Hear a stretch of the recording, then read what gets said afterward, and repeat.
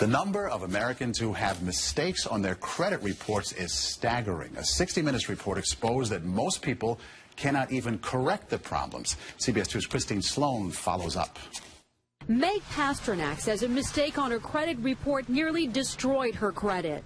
We had to present so much documentation to say this wasn't ours, and then we still had to pay something to get rid of it. Pasternak says it took months to resolve the problem. You feel kind of helpless because they got you under the gun if you need to get a new car or a house or for anything. Pasternak is not alone in her frustration. A new government study finds up to 40 million Americans have mistakes on their credit reports. But an investigation by Steve Croft on 60 Minutes finds most people get nowhere trying to correct an error. Ohio's Attorney General tells Croft that is a clear violation of a federal law. The federal law says that if you believe that there is a mistake, you can go to them and they have an obligation to do a reasonable investigation.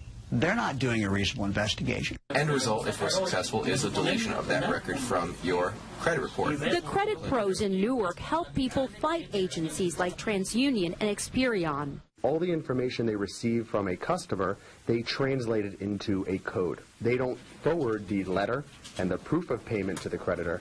They just forward the 3-digit code. So the best way to protect yourself? Go directly to the creditor rather than going to the credit bureau themselves. Another good habit to get into, check your credit report periodically to make sure there are no changes. In Clark, New Jersey, Christine Sloan, CBS 2 News. And like 60 Minutes, we were unable to get an actual person at the 3 credit reporting agencies. 60 Minutes was referred to the spokesperson for the agencies, who provided a statement citing an industry-sponsored survey that showed 95